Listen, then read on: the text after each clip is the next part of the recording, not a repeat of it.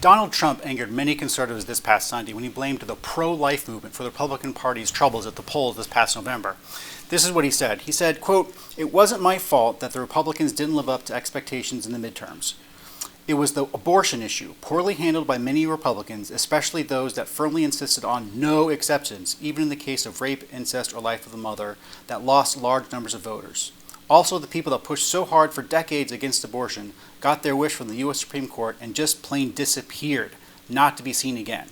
Tiana, is there any truth to what Trump says, and how this affects his attempt to win the nomination in 2024? So in terms of how he's deflecting, it doesn't make sense because obviously 3 of his signature achievements were those 3 anti-Roe Supreme Court justices. That's not why conservatives specifically wanted them, but that was a huge part of the buy-in, especially when it came to that general 2016 election against Hillary Clinton.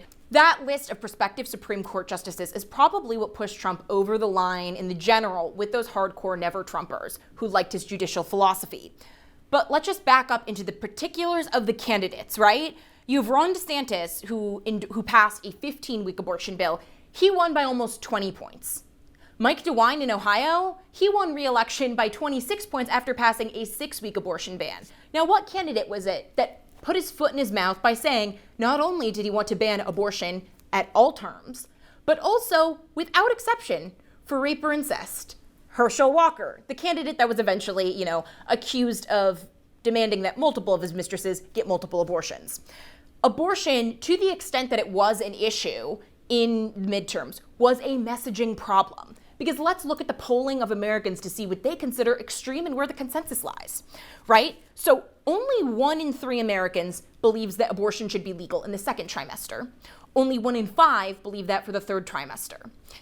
In contrast, 2 in 3 Americans support abortion through the 1st trimester. So the consensus position, the majority American position, is not ardently pro-choice, it's not ardently pro-life, it is believing up to that 12-week term, which is similar to most of the Western world, right? America is historically anomalous in the fact that we've allowed unfettered abortion past 20 weeks up to 24 weeks, because that was the viability mark, right? So what did the candidates actually believe?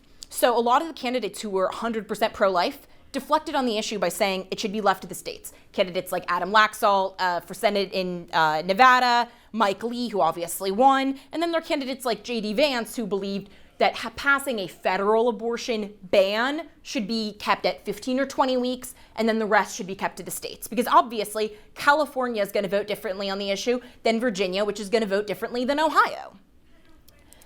What's really extreme is the Democratic position, and that wasn't emphasized enough. If Republicans were better at articulating this 15-week, which is why I said at the time I didn't think that Lindsey Graham's 15-week abortion ban as the, floor is not that bad, because it isn't saying 6 weeks, which still is a consensus position, and it's also workable in the context of medication abortion, which is much more accessible. Medication abortion means you can relatively safely terminate a pregnancy up until the 10th or 11th week of gestation, right? So what is workable these days? How do we avoid going back to the pre-Roe world of, back alleys and coat hangers?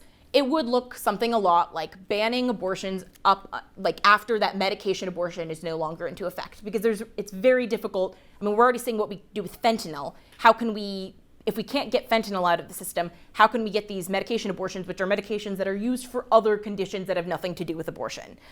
At the end of the day, this was not an abortion issue. It was a messaging issue, and not one that Trump did anything in the midterms to help elucidate and make more clear that Republicans can be moderately pro-life within the reason of meeting the public where they are.